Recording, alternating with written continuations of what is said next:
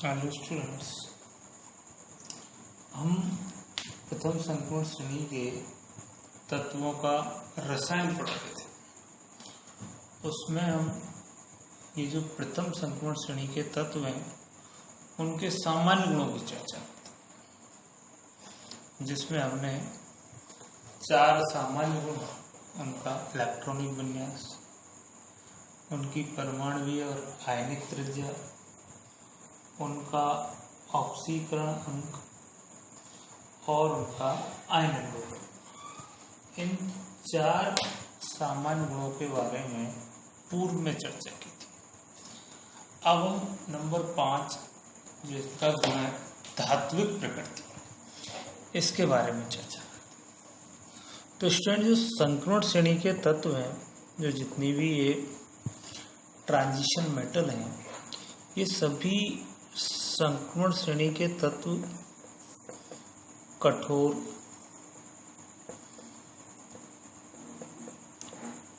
आघात वर्धनीय, तन्य और उच्च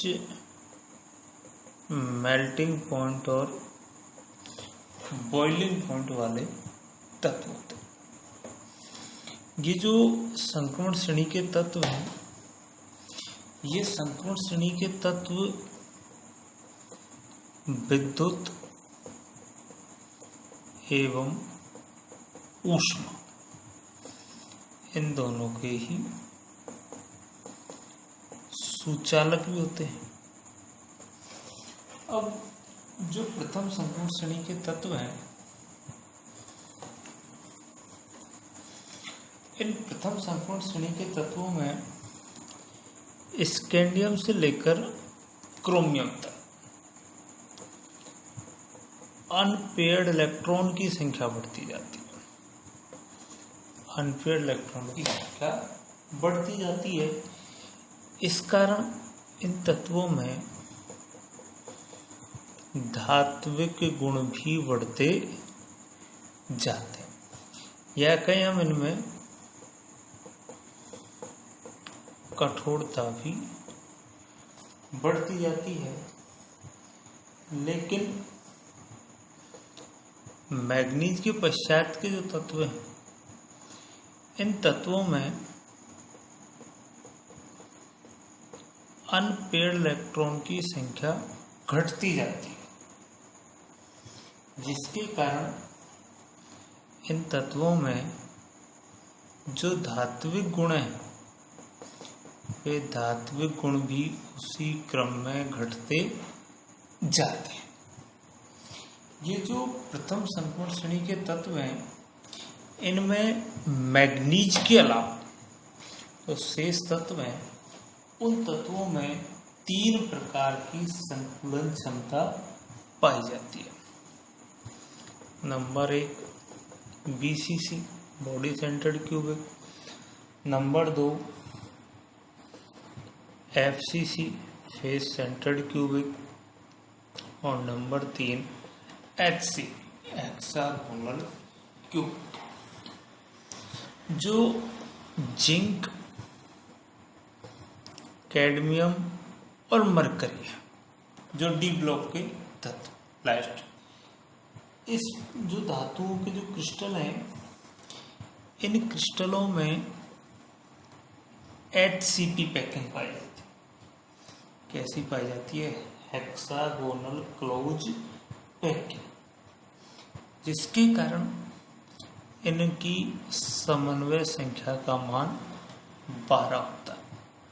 अर्थात धातु क्रिस्टल में इनके परमाणु 12 अन्य परमाणुओं के द्वारा जुड़े हुए रहते हैं। और इस HCP पैटर्न के कारण ही ये जो डी ब्लॉक के तत्व हैं, ये मुलायम होते।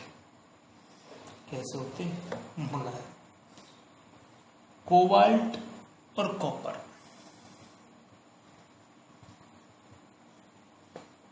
कोबाल्ट और कॉपर, इन दोनों में फेस सेंटर्ड क्यूबिक संकुलन क्षमता पाई जाती है, जिसके कारण इनमें जो प्लेन की संख्या है, तलों की जो संख्या है, उसका मान ज्यादा, इसकी संख्या का मान कैसा होता है, अधिक होता है। तो इनके क्रिस्टलों में ये जो कॉपर और कोबाल्ट, इनमें विकृति उत्पन्न होने की संभावना भी अधिक होती है। जो मैग्नीज है, इस मैग्नीज में अर्धपूर्ण स्थायी इलेक्ट्रॉनिक विन्यास पाया जाता है, और इस अर्धपूर्ण स्थायी इलेक्ट्रॉनिक विन्यास के कारण इस धातु के क्रिस्टलों में विशेष प्रकार की संकुलित संरचना पाई जाती है। तो मैग्नीज में कैसी संरचना पाई जाती है, विशेष प्रकार की क्लोज पैकिंग पाई जाती है। संक्रमण धातुओं में ये जो धातु धातु बॉन्ड है, मेटल मेटल जो बॉन्ड बनता है, इस बॉन्ड के अलावा भी इन धातुओं के जो डी कक्षक है, ये डी कक्षक आपस में अतिव्यापन करते हैं, जिसे हम कहते हैं डीडी अतिव्यापन। और इस डीडी अतिव्यापन के कारण इन धातु क्रिस्टलों में एक अतिरिक्त सह संयोजक बंध बन जाता है। मेटल मेटल बॉन्ड के अलावा भी इनमें एक एक्स्ट्रा कोवलेंट बॉन्ड बन जाता है, जिसके कारण ये जो मेटल परमाणु है, ये आपस में प्रबल आकर्षण बल के द्वारा आकर्षित रहते हैं। कैसे आकर्षित रहते हैं? प्रबल आकर्षण बल के द्वारा आकर्षित रहते हैं। और इस एक्स्ट्रा कोवलेंट बॉन्ड के कारण ही इन धातु परमाणुओं की जो कठोरता का मान है, ये कठोरता क्षार एवं जो क्षारीय मृदा धातु हैं, उनकी तुलना में अधिक होती है। तो इस एक्स्ट्रा कोवलेंट बॉन्ड के कारण ही जो डी ब्लॉक के तत्व हैं या जो डी ब्लॉक की धातु हैं, उनमें अतिरिक्त कठोरता पाई जाती है। जैसे ये दो मेटल परमाणु हैं जो आपस में एक मेटल मेटल बॉन्ड के द्वारा जुड़े हुए, और ये इन दोनों धातुओं के, ये इस धातु के डी कक्षक और ये इस दूसरी धातु के डी कक्षक। तो ये जो डी कक्षक हैं, ये आपस में ओवरलैपिंग करते हैं, और इस ओवरलैपिंग को कहते हैं हम डी ओवरलैपिंग, अतिव्यापन। और इस डी ओवरलैपिंग के कारण ये क्या बन गया, इनमें एक एक्स्ट्रा कोवलेंट बॉन्ड।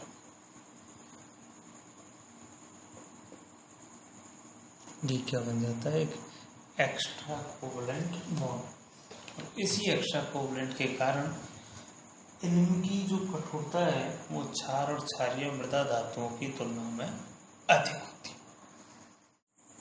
हमारा अगला गुण है गलनांक एवं क्वथनांक, मेल्टिंग पॉइंट एवं बॉइलिंग पॉइंट।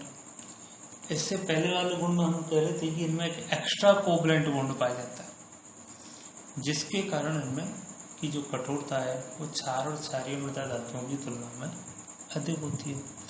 तो उस एक्स्ट्रा कोवलेंट बॉन्ड के कारण ही ये धातु कठोर होते हैं। तो कठोर अधिक होने के कारण ही इनके गलनांक और क्वथनांक का मान उच्च होता है।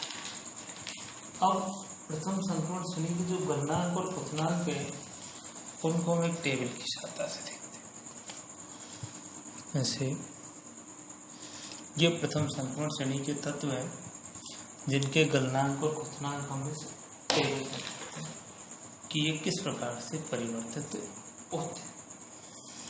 अब इस सारणी का जब हम अवलोकन करते हैं तो हम देखते हैं कि इनके गलनांक और क्वथनांक के मान पहले तो बढ़ते हैं और फिर घटते जाते हैं।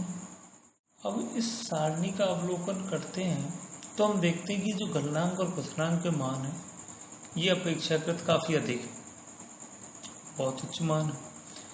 अब ये इनके जो उच्च मान होना हमें ये प्रदर्शित करता है कि इनके जो परमाणु हैं वो आपस में प्रबल आकर्षण बल के द्वारा जुड़े रहते हैं, अर्थात इनके मध्य जितना प्रबल धात्विक बंध पाया जाता है उसे तोड़ने के लिए हमें उतनी ही अधिक ऊर्जा की आवश्यकता पड़ती है। अब यदि इस सारणी को अवलोकन करते हैं तो हम 3 निष्कर्ष निकालते हैं। नंबर 1 ऐसे हटाते हैं कि स्कैंडियम से क्रोमियम तक हम जाते हैं तो इनमें अयुग्मित डी इलेक्ट्रॉन की संख्या बढ़ती जाती है, जिसके कारण इनके जो डी कक्षक है इन डी कक्षकों में या इन डी कक्षकों का धात्विक बंधन में योगदान बढ़ता जाता है। जो धात्विक बंधन है उस धात्विक बंधन में योगदान बढ़ता जाता है तो इनकी कठोरता भी बढ़ती जाती है, इसीलिए इनके गलनांक और क्वथनांक के मान अधिक होते हैं या बढ़ते जाते हैं। नंबर 2 जो निष्कर्ष हम निकालें कि आयरन से लेकर कॉपर तक इन धातुओं के डी कक्षकों में अनपेयर्ड इलेक्ट्रॉन की संख्या घटती जाती है, क्योंकि मैग्नीज के बाद मैग्नीज में जब 500 डी कक्षक पूर्ण रूप से बढ़ जाते हैं तो आयरन के बाद आयरन पर उनमें एक इलेक्ट्रॉन का युग्मन होना प्रारंभ हो जाता है, तो अनपेयर्ड इलेक्ट्रॉन की संख्या धीरे धीरे घटती जाती है। तो अनपेयर्ड इलेक्ट्रॉन की संख्या घटने के कारण जो धात्विक बंध है उस धात्विक बंध में भाग लेने वाले जो डी कक्षक है इन डी कक्षकों की उपलब्धता भी घटती जाती है, तो यह कहें उनका धात्विक बंधन में योगदान भी घटता जाता है। अतः इन धातुओं के धात्विक बंध की प्रबलता घटती जाती है और इनके गलनांक और क्वथनांक के मान भी अपेक्षाकृत धीरे धीरे घटते जाते हैं। अब नंबर 3 हम इस सारणी को एक बार पुनः देखते हैं तो हम देखेंगे कि मैग्नीज और जिंक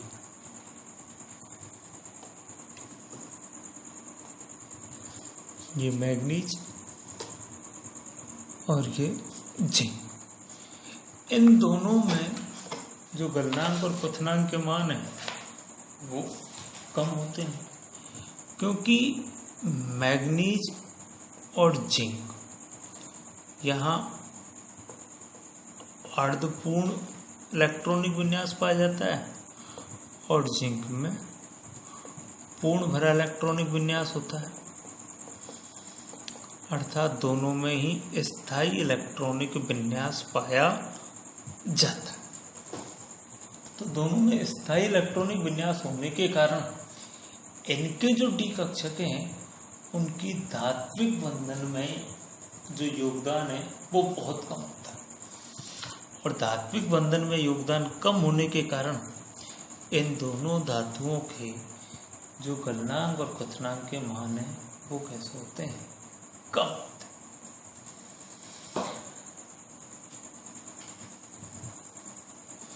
और जो पूर्ण भरे डी कक्षकों के कारण ही जो डी ब्लॉक के अंतिम तत्व